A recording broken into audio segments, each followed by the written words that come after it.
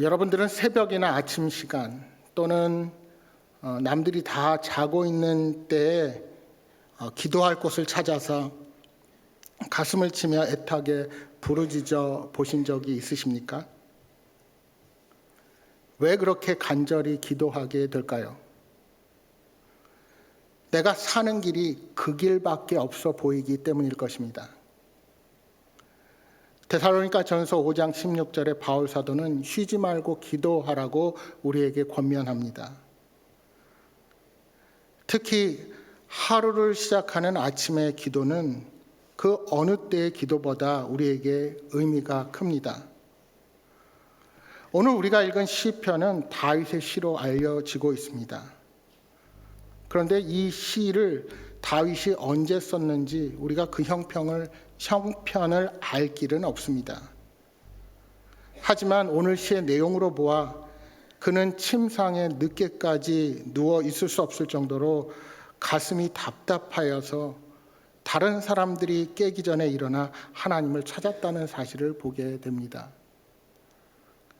특히 우리가 이 시편의 말씀을 읽으면서 다윗의 깊은 신앙을 발견하게 됩니다. 여러분, 아무리 다윗이 살아가는 시대와 오늘 우리가 살아가는 시대의 문화와 환경이 다 다를지라도 사실 인간 내부 세계에서 벌어지는 일들은 옛날이나 지금이나 조금도 변한 것이 없습니다. 따라서 다윗의 때나 오늘을 살아가는 그리스도인들이 살아가는 때나 하나님을 향한 우리들의 태도와 마음은 동일하다 볼 수 있습니다. 다윗은 하나님께 자신의 기도에 귀를 기울이시고 부르짖는 소리를 들려달라고 오늘 간청하고 있습니다. 여러분 3절 말씀을 다시 한번 보십시오. 여호와여 아침에 주께서 나의 소리를 들으시리니 아침에 내가 주께 기도하고 바라리이다.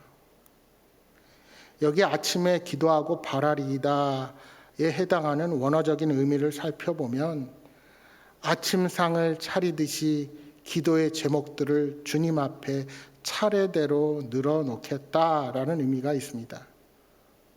그러니까 3절을 조금 풀어서 말씀드리면 아침에 주 앞에 나아가 모든 간구를 풀어놓겠습니다라는 뜻이 됩니다.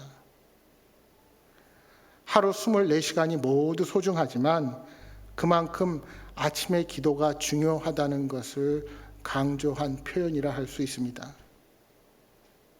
특히 다윗은 아침이라고 해서 묵상하듯이 침묵하며 조용하게만 기도하지는 않았던 것 같습니다.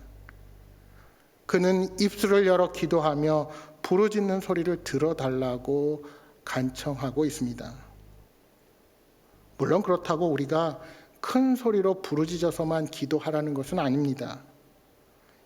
1절 후반절에 나의 심정을 헤아려 주소서 하는 말은 마음의 묵상을 헤아려 주소서라는 원어적인 의미가 담겨 있습니다. 비록 입술을 움직여 말씀드리지 않더라도 마음속 깊은 곳에서 신음하는 소리를 들어달라는 간청입니다. 또한 2절에 부르짖는 소리를 들으소서라고 할 때 부르짖다에 해당하는 동사 사부아는 큰 소리로 하는 기도의 의미가 아니라 울부짖으며 드리는 기도의 의미가 더 큽니다. 그만큼 간절함을 가지고 기도했다는 것입니다. 그런데 여러분은 아무 데서나 부르짖으면서 기도할 수 있으십니까? 때로 우리의 간절함을 담기 위해서는 구별된 기도의 장소가 필요하다는 것을 우리가 느끼게 됩니다. 따라서 오늘 시편 5편의 다윗의 기도는 하나님과 나만의 장소, 기도의 구분된 장소에서 간절히 기도드리는 가운데 나온 시라 할 수가 있습니다. 여러분 그렇게 생각해 보면 오늘 한국 교회가 새벽 기도의 전통을 가지고 있다는 것은 엄청난 특권이요 좋은 전통이라 할 수 있습니다. 하루의 시작을 주님과 함께하고 말씀과 찬양으로 하나님을 만난다는 것이 얼마나 우리 삶의 큰 복인지 모릅니다.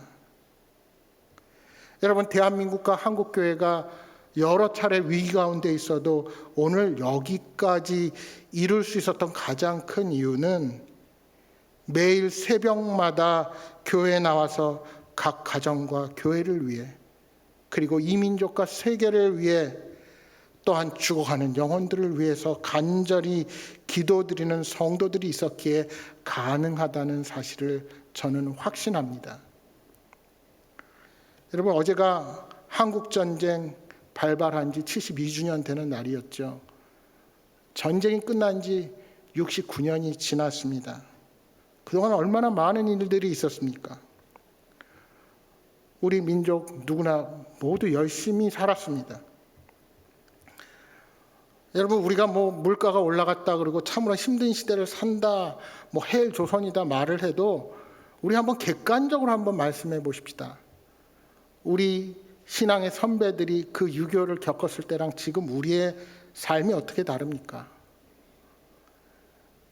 제가 불과 미국에 유학 다녀온 지가 10몇 년 지났는데 그때랑 지금이랑 또 다릅니다. 늘 동양인들 보면 중국인이냐 일본인이냐 물었습니다. 그러나 이제 그렇지 않습니다. 한국이라는 이름이 이제 그들에게 새겨져 있습니다. 여러분, 물가가 많이 올랐죠. 식사 한 끼에 10,000원 하죠. 어느덧 일본의 물가가 우리보다 낮습니다. 일본에서 밥 한 끼 먹는 게 우리나라보다도 싸다는 것이죠. 그렇게 생각하면 우리나라가 얼마나 많이 바뀌었습니까? 그런데 그 사이에 위기의 순간도 얼마나 많이 있었습니까? 외국인들이 우리나라에 처음 오면 제일 먼저 가고 싶은 데가 DMZ입니다. 왜냐하면 도대체 어떻게 이렇게 휴전 상황에서 발전을 했고 그렇게 살아갈 수 있느냐 하는 것이 그들에게는 의문입니다. 그런 위기를 거치며 여기까지 왔습니다. 여러분, 우리 신앙인의 고백으로 하나님의 은혜가 아니면 여기까지는 불가능했다는 것을 고백할 수 있어야 합니다. 그리고 거기에는 늘 새벽마다 기도하는 우리 신앙의 선배들이 있었습니다. 스코틀랜드의 위대한 종교개혁자 존 낙스가 이런 말을 했습니다. 예수 믿는 자들이 어떻게 밤새 잠자리에만 누워만 있고 일찍 일어나 기도할 생각을 안 하는지 도무지 이해가 가지 않는다. 오늘 나태하게 살아가는 우리들의 아픈 곳을 찌르는 충고가 아닐 수 없습니다. 물론 여건상 새벽 기도를 참석하지 못하는 분들도 계십니다. 건강의 문제로, 직장의 문제로, 또한 가족들로 인해서. 그러나 그렇다 할지라도 여러분이 계신 자리에서 하루의 시작을 기도로, 말씀으로 하나님과 함께 시작하는 행복한 교회 모든 성도들이 되시기를 소망합니다. 찰스 스펄전 목사님이 이런 말을 하셨습니다. 기도는 그날의 생활을 여는 열쇠이고 그날의 생활을 닫는 자물쇠라. 열쇠요 자물쇠라. 우리가 열 때 열고 잠글 때 잠그지 아니하면 우리의 영혼을 도둑 맞을 수밖에 없습니다. 여러분, 오늘 본문에 기도하다라는 히브리어 동사는 레위기 1장 7절에 번제의 제사와 공통되는 점이 있습니다. 제사장 아론의 자손들은 제단 위에 불을 붙이고 불 위에 나무를 벌려 놓습니다. 다시 말하면 기도하는 것은 불붙기를 기다리는 것을 의미한다는 것입니다. 왜요? 하나님께서 우리가 기도할 때 그 기도를 들으심이 확실하기 때문입니다. 그래서 우리는 그 자리에서 불붙기를, 응답이 오기를 기다릴 수 있어야 한다는 것입니다. 이것이 바로 우리의 올바른 기도의 자세입니다. 우리가 하나님께 기도를 드렸으면 하나님께서 우리에게 어떻게 응답해 주시는지를 우리는 기다릴 수 있어야 합니다. 여러분, 많은 분들이 기도를 드립니다. 그러나 대개 경우 기도를 드리는 것으로 일방적으로 끝내고 그 기도가 어떻게 응답되는지 기다리지 못하는 것 같습니다. 여러분 한번 생각해 보십시오.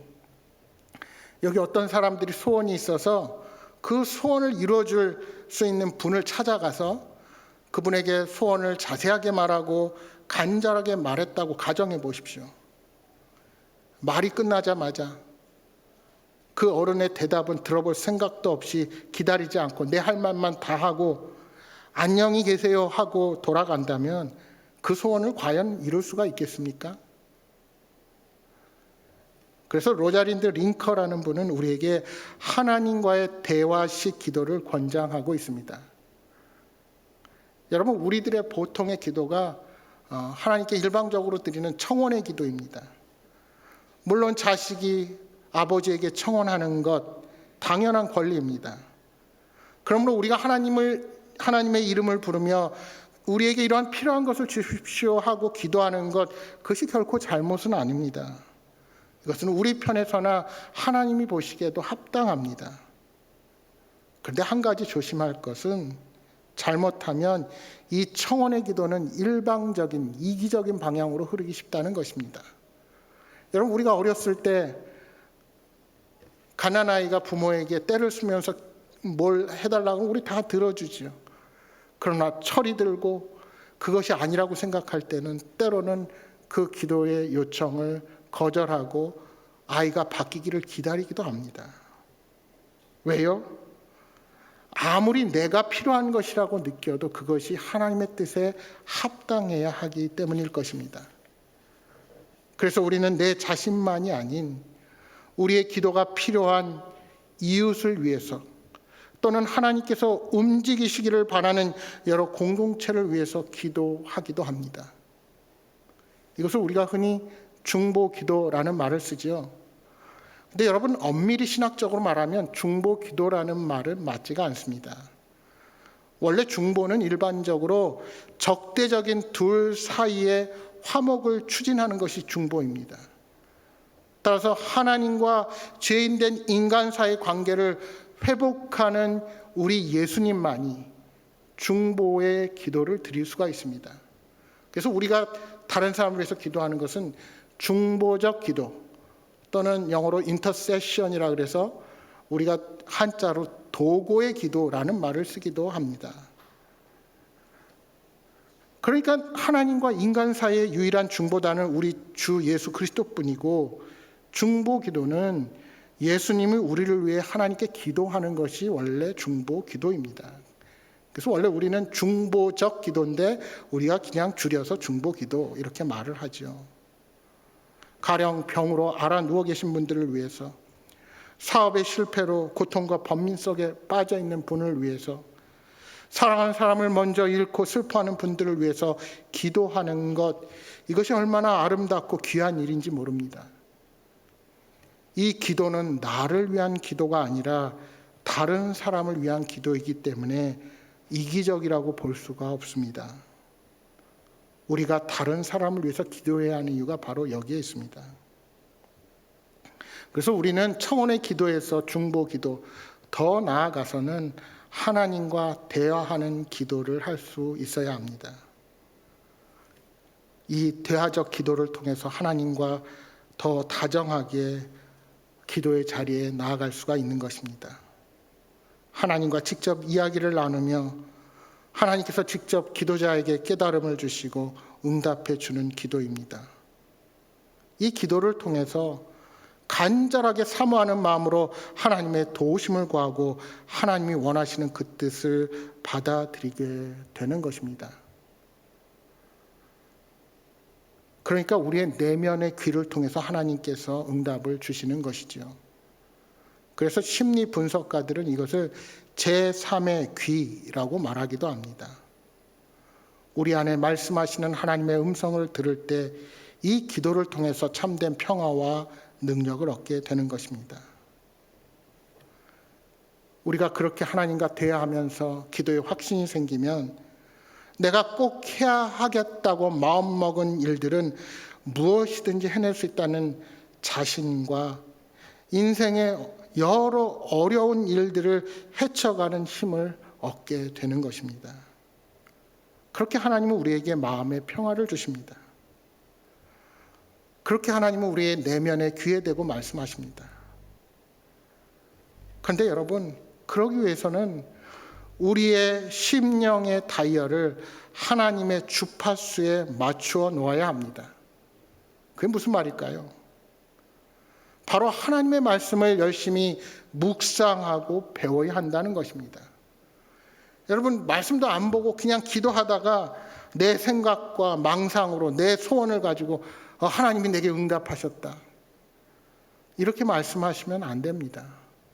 오늘 하나님께서 우리에게 응답을 주실 때는 우리에게 주신 이 성경 66권의 말씀을 통하여 하나님이 응답해 주십니다. 그 말씀을 열심히 묵상하고 하나님의 뜻을 우리가 늘 분별하라고 할 때, 하나님은 그 말씀을 읽을 때 우리에게, 우리 내면에 응답을 해 주십니다. 새벽마다 기도에 나오셔서 간절히 기도하시는 분들이 계십니다. 간절하게 답답함을 토로하며 기도하시는 모습을 볼 때 하나님께서 그 기도에 속히 응답해 주시기를 소망하게 됩니다. 시편 93편 9절에 이렇게 말씀합니다. 귀를 지으신 이가 듣지 아니하시랴, 눈을 만드신 이가 보지 아니하시랴. 사랑하는 여러분, 이 고백이 여러분의 기도가 되어서 포기하지 말고 하나님의 응답을 확신하는 여러분 모두가 되시기를 소망합니다. 때로는 우리 삶에 이해할 수 없는 일들이 일어납니다. 악을 밥 먹듯이 저지르고 살아가는데도 지은 죄가 탄로나지 않고 모든 것이 잘 되고 성공해 버리는 그런 사람들을 볼 때가 있습니다. 악한 일을 하고도 성공해서 잘 사는 모습들을 보게 될 때 우리 마음에 하나님 앞에 원망이 생기기 마련입니다. 그러나 여러분, 그것은 결코 좋은 일이 아닙니다. 그저 우리는 겸손하게 하나님을 신뢰하는 태도가 중요합니다. 남이 어떻든 오늘 나에게 역사하시는 하나님을 기대하시기 바랍니다. 악한 일을 밥 먹듯 일삼고도 세상에서 성공하는 것 결코 부러워할 필요가 없습니다. 왜냐하면 그런 사람은 자신의 꾀를 믿기 때문에 점점 더 깊은 죄의 수렁에 빠져들게 되어 있습니다. 여러분, 오히려 그런 사람을 보면 불쌍히 여기십시오. 왜 하나님께서 저 영혼을 그냥 내버려 두실까?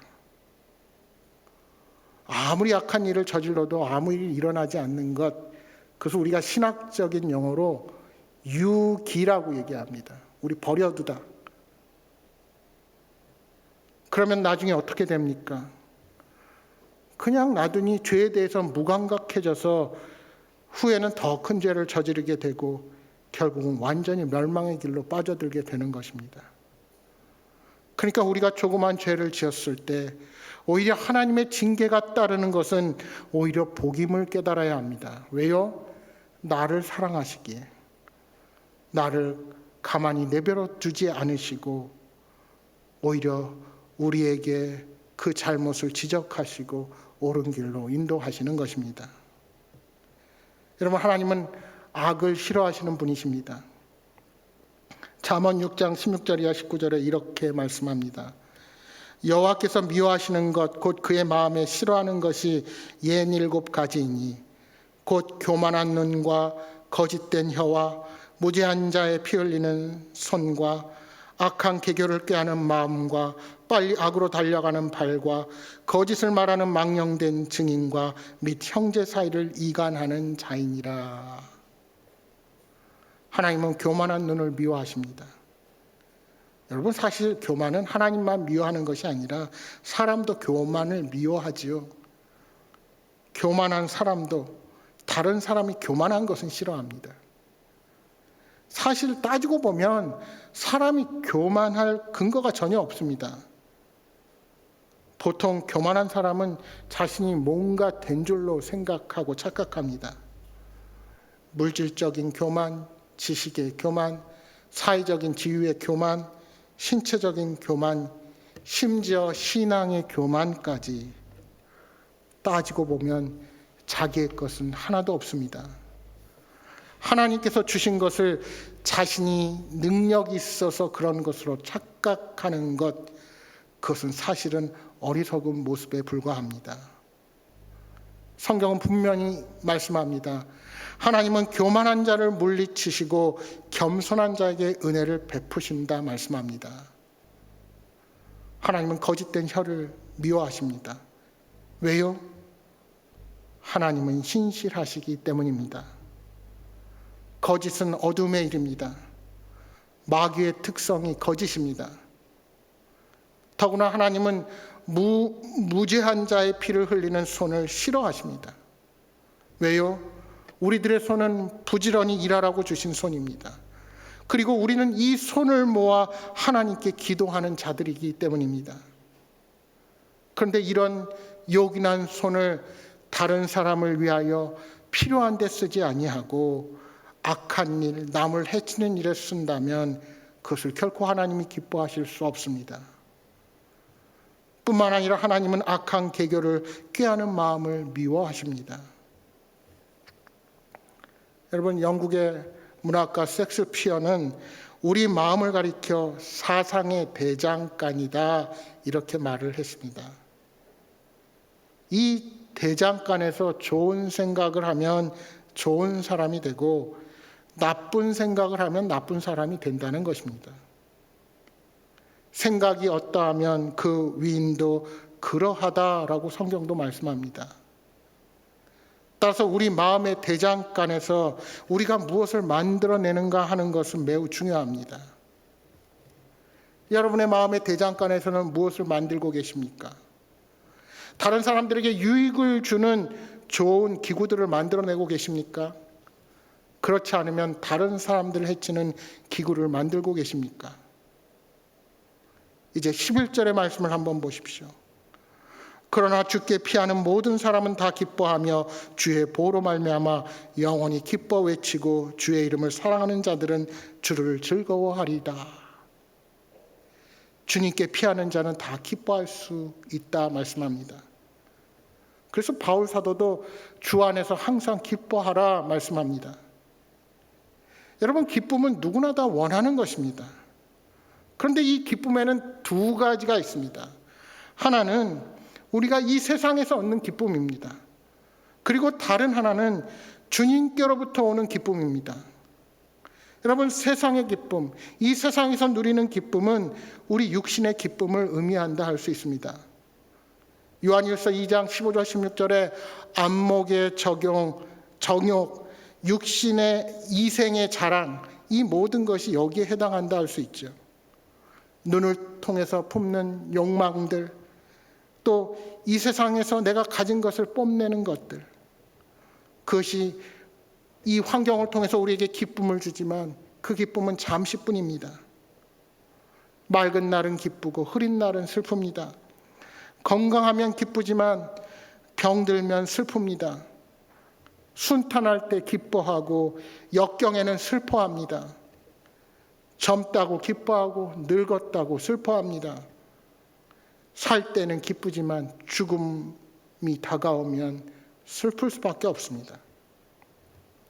여러분, 세상이 주는 기쁨은 기쁜 그때 잠깐이고 우리 삶의 일시적일 수밖에 없습니다. 세상적인 기쁨은 지는 해와 같아서 점점 없어집니다. 서양에 이런 말이 있죠. 하루를 기쁘게 살려면 이발을 하라. 한 주간을 기쁘게 살려면 새 자동차를 사라. 한 달을 기쁘게 살려면 결혼을 해라. 1년을 기쁘게 살려면 새 집을 지어라. 여러분, 이 말의 뜻이 무엇일까요? 세상 기쁨은 잠시 지나가 버린다는 것입니다.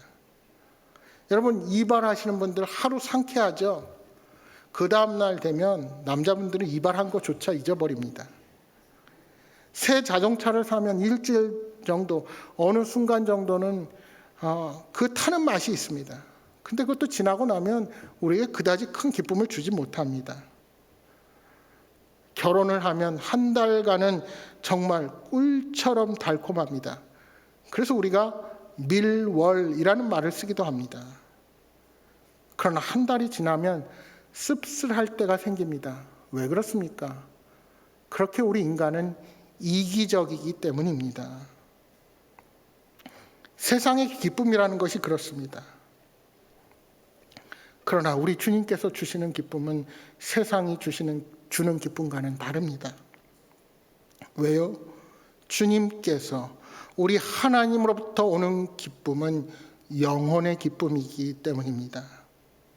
생명의 기쁨이요, 양심의 기쁨이요, 목마른 영혼이 생수를 마시는 기쁨이요, 거룩한 기쁨이기 때문입니다.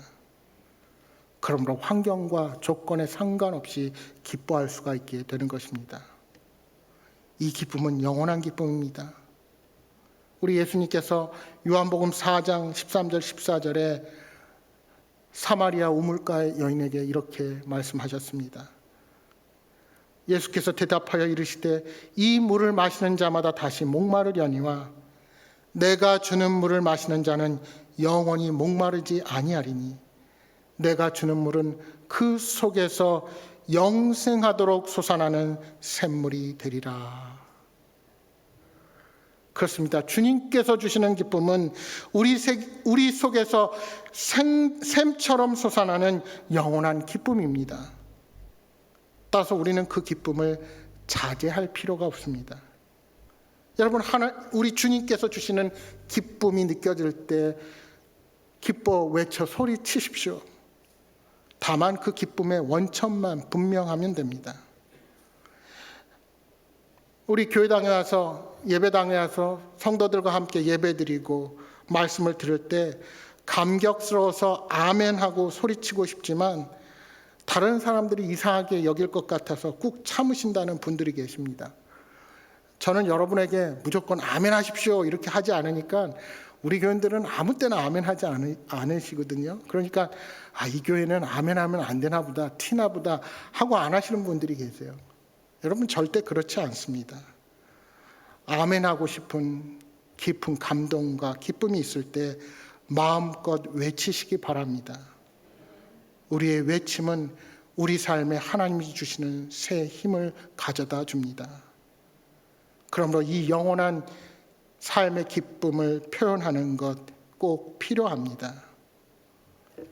우리의 참된 기쁨이 어디서부터 옵니까? 오늘 시편 기자는 주께로 피하는 자, 오직 주님을 사랑하는 자들에게 온다고 고백하고 있습니다.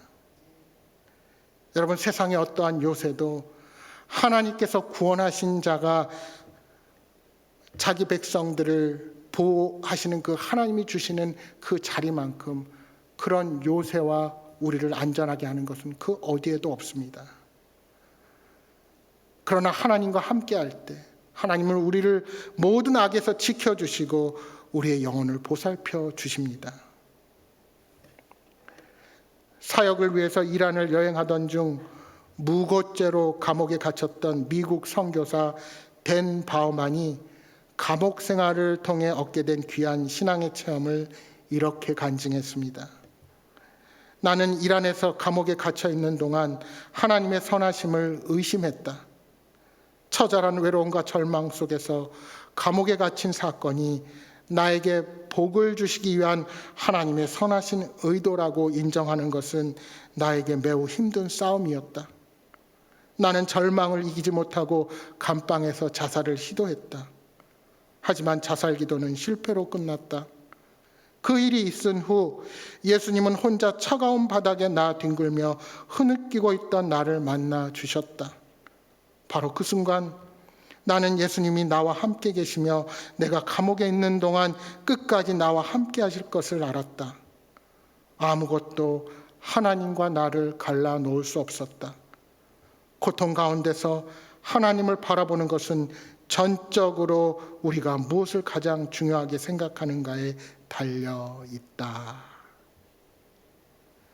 사랑하는 여러분, 여러분이 어떤 패배를 경험했든 혹 지금 어떤 난관 앞에 놓여 있던지 하나님은 그 상황을 친히 주관하시며 이끌고 계신 분이십니다.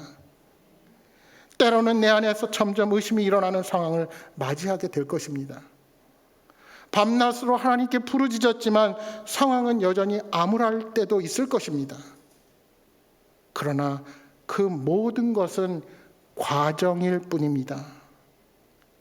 여러분이 그리스도인이시라면 하나님이 약속하신 협력하여 선을 이루는 역사가 반드시 여러분의 삶에 일어나게 될 것을 확신합니다. 왜요? 여러분은 영원한 하나님의 사랑의 대상이기 때문입니다.